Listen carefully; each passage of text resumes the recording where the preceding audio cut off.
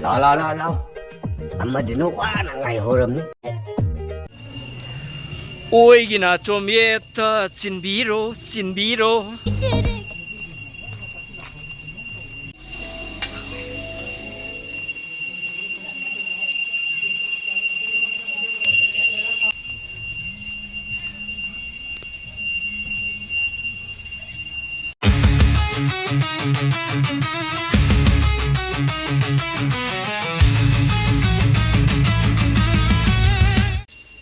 Học trên leo gì?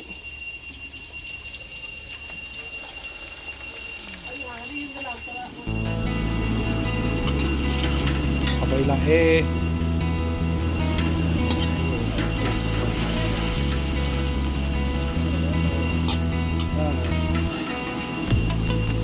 Sige matel. Nyam gabi sama-sama.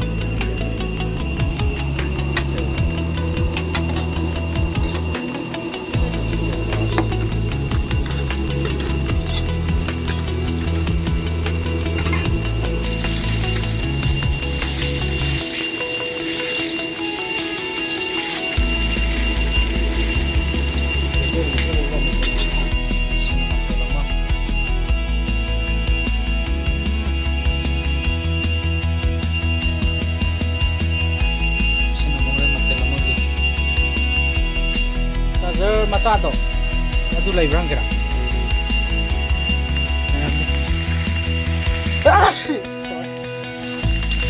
Salah.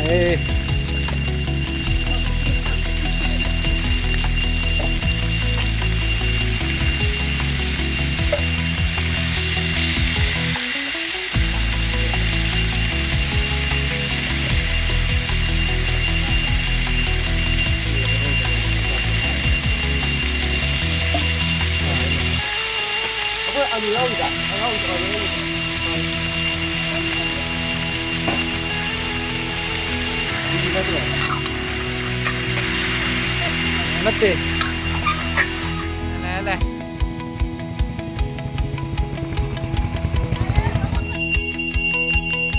Pipi Papa, Bishnupur. Ore.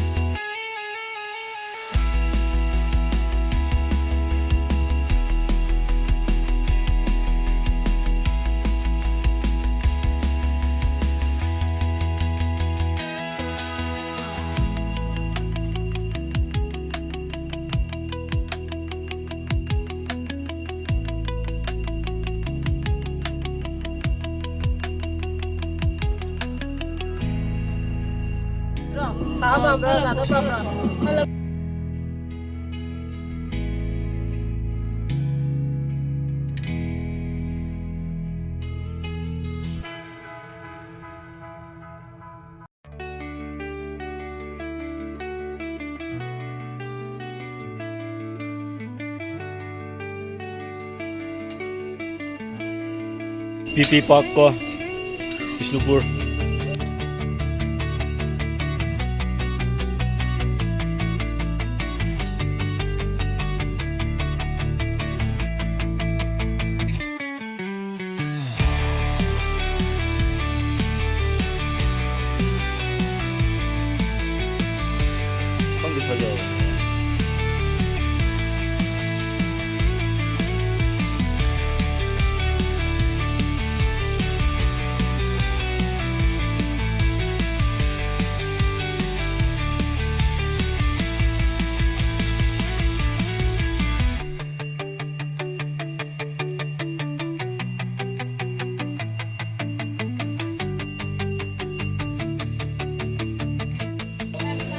Cây răng rồi.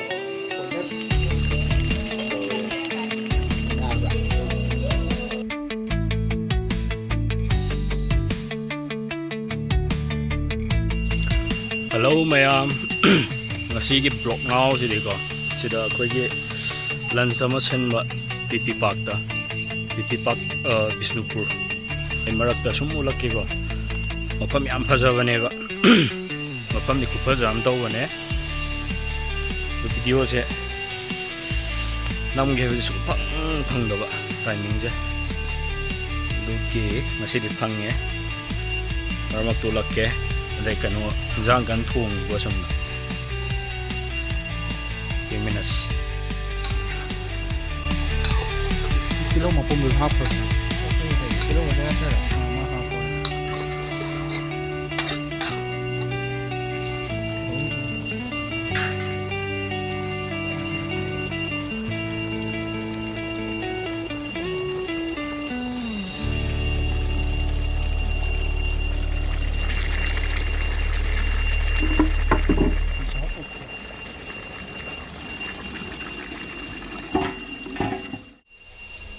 ꯑꯩ ꯎꯠꯂꯛꯀꯦ ꯌꯦꯡꯉꯨꯀꯣ ꯀꯩꯀꯩ ꯑꯩꯈꯣꯏ ꯌꯥꯃꯨꯡ ꯆꯥ ꯂꯩꯌꯦꯗꯣ ꯃꯌꯥꯝ ꯕ꯭ꯂꯣꯛꯇ ꯌꯥꯝ ꯊꯦꯡꯅꯔꯕꯅꯤ ꯑꯗꯣ ꯁꯤꯗ ꯇꯧꯔ ꯊꯤ ꯉꯧꯊꯔꯤ ꯅꯥꯟꯅ ꯁꯤꯗ ꯑꯗꯒꯤ ꯀꯣꯛ ꯂꯩꯔꯦ ꯁꯣꯗꯥꯅꯤ ꯊꯛꯄꯤ ꯆꯥꯕꯤ ꯀꯩꯝ ꯌꯥꯎꯕ ꯅꯠꯇꯦꯗ ꯆꯥꯕꯗꯤ ꯌꯥꯎꯅꯤ ꯑꯗꯨ ꯊꯛꯄꯤꯗꯤ ꯌꯥꯎꯔꯣꯏꯗ꯭ꯔꯤꯅꯤ ꯊꯛꯄ ꯍꯩꯅꯕ ꯃꯤ ꯑꯝꯇ ꯅꯠꯇꯦꯗ ꯄ꯭ꯂꯦꯠꯇꯣ ꯁꯤ ꯂꯩꯔꯦ ꯁꯤ ꯀꯩꯅꯣ ꯅꯠꯇ꯭ꯔꯣ ꯃꯔꯣꯏ ꯀꯩꯅꯣ ꯅꯠꯇ꯭ꯔꯣ ꯅꯄꯥꯛꯄꯤ ꯃꯔꯣꯏ ꯅꯄꯥꯛꯄꯤꯅꯦ ꯁꯤꯅ ꯆꯦꯇꯣꯟ ꯃꯦꯠ ꯑꯣ ꯁꯤꯅ ꯆꯦꯇꯣꯟꯅ ꯁꯦꯝꯕ ꯆꯦꯇꯣꯟ ꯃꯦꯠꯅꯦ ꯑꯗꯨꯅ ꯃꯦꯠꯁꯦ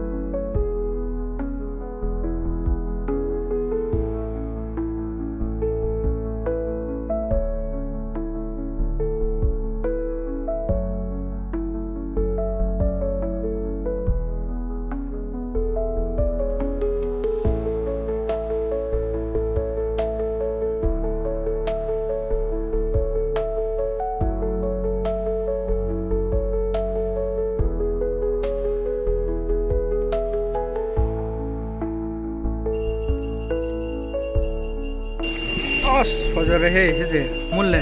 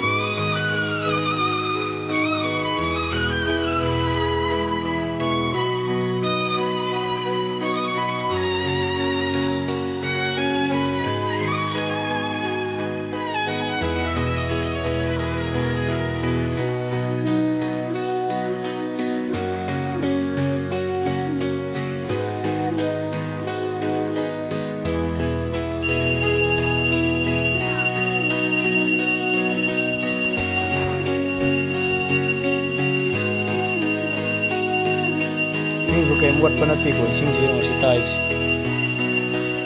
ꯂꯣꯛꯀꯤ ꯂꯩꯔꯦ ꯂꯣꯛꯀꯤ ꯁꯤ ꯉꯥꯛꯇꯅꯦ ꯁꯤ ꯇꯥꯔꯤꯁꯦ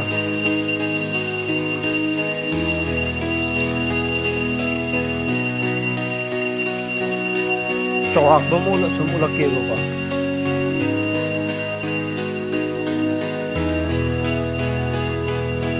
ꯂꯣꯛ ꯏꯁꯤꯡ ꯑꯣꯏꯗꯣꯏꯅꯦꯕ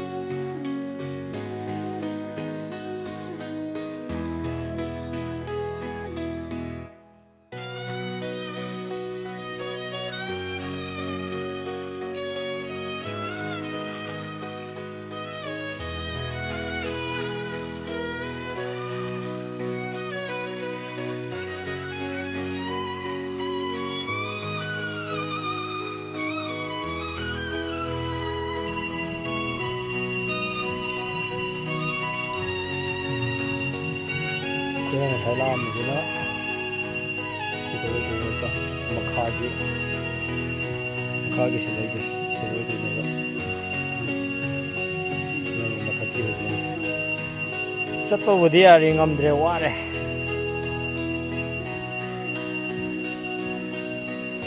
makhagi view na si oidineba sumulakke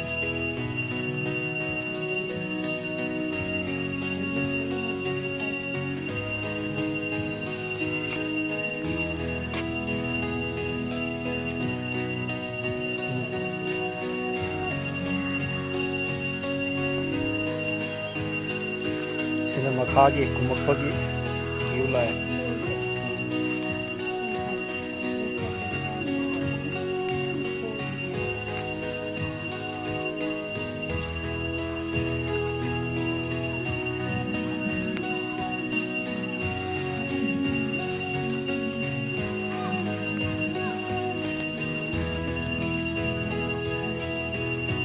laisu yam fajaba lai ko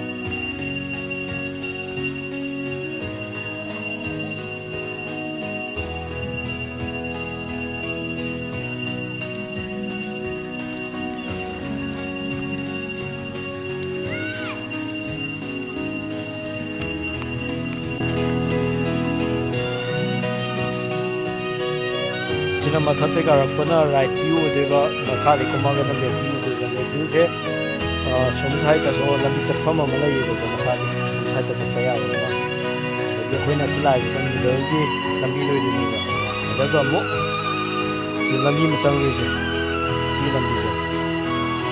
lambi ahum mari smile lai ba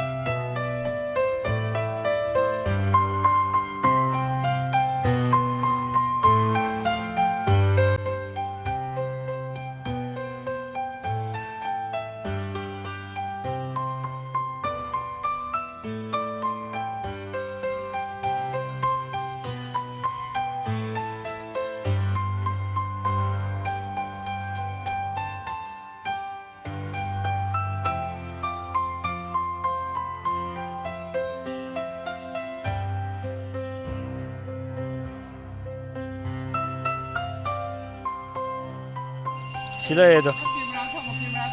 Asas camera thoma kay.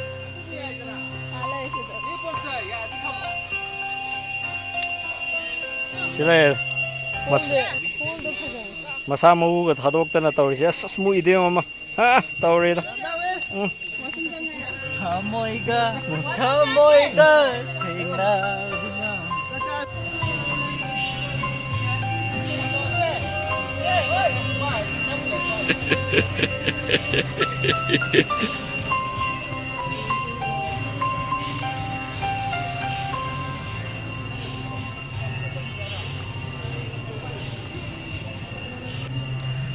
Ôi gina chom yet chinbiro chinbiro.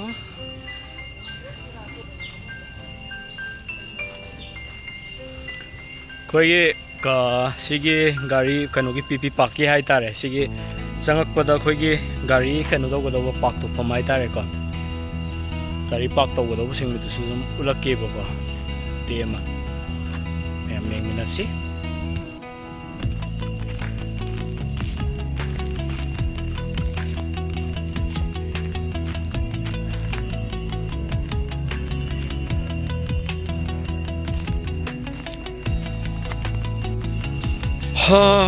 mayam se loi thung na ban nam ba da di phajare umang chot le mafam di yam phajaba mafam oi dui ne lagi yam na su ing ba lagi nuai ba hai tare ko na mayam sila ga sum khoi gi kai hakchik lang ba hai tare hakchik lang ba ya dui ne na sum lak piu mayam phare me masi gi blog si de ai gi blog now se mata si de loi se lage mathang blog ta mane thank you for everything kari makha sayonara sarange fare mathang ya mu blog ta thengna se mayam to silage ngasi de mayam blog